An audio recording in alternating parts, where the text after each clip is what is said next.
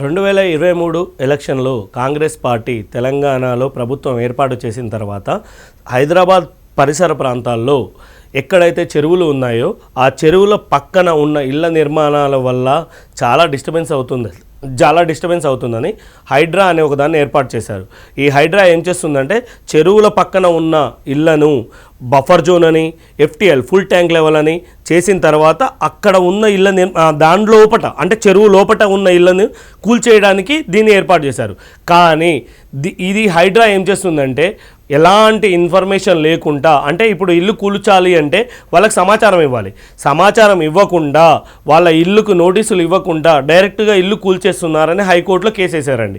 High court కూడా మీకు ఒక ప్రొసీజర్ ఉంటుంది, ఆ ప్రొసీజర్ ప్రకారం ఫాలో కాండి, అంతేగాని మీ ఇష్టమైనట్టు చేయడానికి కుదరదు అని ఇప్పటికే చాలాసార్లు చెప్పింది. నిన్న జరిగిన సున్నం చెరువు ఆ పరిసర ప్రాంతాల్లో కూడా ఎలాంటి నోటీసులు ఇవ్వకుండా ఆ పరిసర ప్రాంతాల్లో ఉన్న ఇళ్ళని కూల్చేశారు అని కోర్టు చాలా గట్టిగా వారికి వార్నింగ్ ఇచ్చింది. ఇప్పటి నుంచి ఖచ్చితంగా ఒక విధానం ఉంటుంది. ఏ విధానం ఉంటుంది? ఫస్ట్ ఒక విలేజ్ మ్యాప్ చూడండి, ఆ విలేజ్ మ్యాప్లో దాని ప్రకారం చెరువు ఎక్కడుందో చూడండి, ఆ చెరువులో బఫర్ జోన్ ఎక్కడుంది, బఫర్ జోన్ తర్వాత ఫుల్ ట్యాంక్ లెవెల్ FTL ఎక్కడుంది, అది అంతా కంప్లీట్ అయిన తర్వాతనే వాళ్ళకి సమాచారం ఇచ్చి నోటీసులు ఇచ్చిన తర్వాతనే కూల్చడానికి మీరు వెళ్ళాలి. అంతేగాని ఎలాంటి సమాచారం ఇవ్వకుండా మీకు నచ్చినట్టుగా కూల్చుతా అంటే ఊరుకోను, ఇప్పటికే మీకు చాలాసార్లు చెప్పాను అని హైకోర్టు చాలా తీవ్రంగా హెచ్చరించింది హైడ్రాని.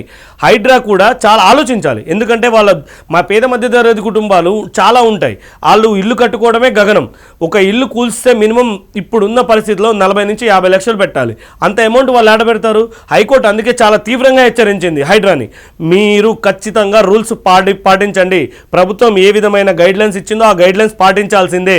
మీరు ముందు చెరువును ఐడెంటిఫై చేయండి, చెరువు ఐడెంటిఫై తర్వాత బఫర్ జోన్ చూడండి, బఫర్ జోన్ చూసిన తర్వాత FTL లెవెల్ చూడండి, ఫుల్ ట్యాంక్ లెవెల్ చూసిన తర్వాతే వాళ్ళకు నోటీసులు ఇచ్చి వాళ్ళు ఏం చెప్తున్నారో వినండి. ఫస్ట్ వాళ్ళు చెప్పింది విన్న తర్వాతే ఫర్దర్ యాక్షన్ తీసుకోవాలి, అంతేగాని మీకు నచ్చినట్టు చేయడానికి వీల్లేదని చెప్పింది.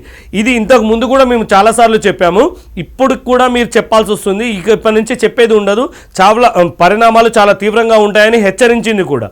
కాబట్టి హైడ్రా కూడా చాలా జాగ్రత్తగా పరిశీలించాలి. ఇప్పుడు మీరు చెప్పింది కరెక్టే, ఆ లోతట్టు ప్రాంతాల్లో ఉండడం వల్ల నీళ్లు కలుషితం అవుతున్నాయి అది ఇదని చెప్తున్నారు, మీరు చెప్పింది కరెక్టే. కానీ సమాచారం ఇవ్వకుండా కూల్చడం వల్ల వాళ్ళు ఎక్కడికి వెళ్ళాలి? ఒకసారి మీరు కూడా ఆలోచించండి. అక్కడ ఉండేదంతా పేద మధ్యతరగతి కుటుంబాలే, వేరే వాళ్ళు ఎవరు ఉండరు. కాబట్టి మీరు కరెక్ట్గా వాళ్ళకి సమాచారం ఇవ్వండి, ఇచ్చిన తర్వాత వాళ్ళు చెప్పేదాన్ని ప్రతిదాన్ని వినండి, విన్న తర్వాతే కూల్చడానికి వెళ్ళాలి.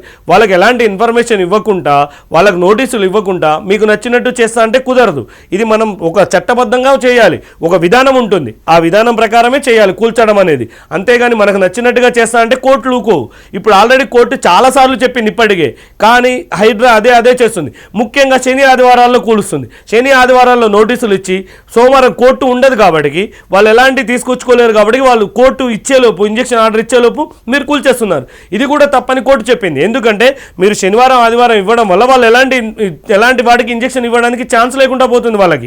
వాళ్ళకి క్లారిటీగా ఇవ్వండి, ఒక టైం ఇవ్వండి, ఆ టైం ప్రకారము ఇచ్చిన తర్వాత కూల్చండి. అంతేగాని మీకు నచ్చినట్టు కూల్చుకుంటూ పోతే హైదరాబాద్లో సగం ఇల్లులు ఉన్నామని క్లియర్గా నిన్న కోర్టు చెప్పింది.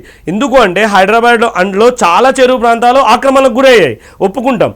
కానీ మీరు సమాచారం ఇచ్చి వాళ్ళకు నోటీసులు అందించి వాళ్ళు ఇచ్చే ఇన్ఫర్మేషన్ తీసుకుని దాని తర్వాతే కూల్చాలి, అంతేగాని మీకు నచ్చినట్టు చేస్తానంటే ఇక నుంచి చూడను, ఒప్పుకోను అని హైకోర్టు నిన్న తీవ్ర పదజాలంతో హైడ్రాను హెచ్చరించింది. కాబట్టి హైడ్రా కూడా చాలా జాగ్రత్తగా ఉండాలి అని చూస్తున్నారు. కానీ మీరు కూల్చే ప్రతి అంశము కూడా ప్రతి ఇల్లు కూడా పేద మధ్యతరగతి వాళ్ళదే, అది గుర్తుంచుకోండి. మీరు పెద్ద వాళ్ళ జోలికి వెళ్ళట్లేదు అని కూడా ప్రజల నుంచి విమర్శలు ఉన్నాయి, అది కూడా మీరు గుర్తుంచుకోవాలి.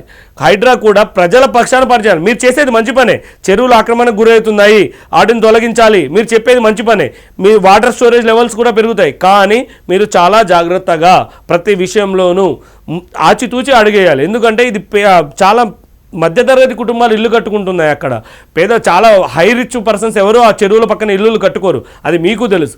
కానీ మీరు ఇష్టమైనట్టు కూల్చేయడం, నోటీసులు ఇవ్వకుండా కూల్చేయడం వల్ల వాళ్ళకి చాలా ఇబ్బంది ఎదురవుతుంది. కాబట్టి చాలా జాగ్రత్తగా చూడండి. హైకోర్టు చెప్పింది, మీకు ఆల్రెడీ ఒక విధానం ఉంది, ఏ ఇల్లు కూల్చాలి ఏ ఇల్లు కూల్చకూడదని మీకు విధానం ఉంది, ఆ విధానం ప్రకారం ఫాలో కావాలి, ఆ విధానం ప్రకారమే ఫాలో కావాలని ప్రజలు కూడా కోరుకుంటున్నారు.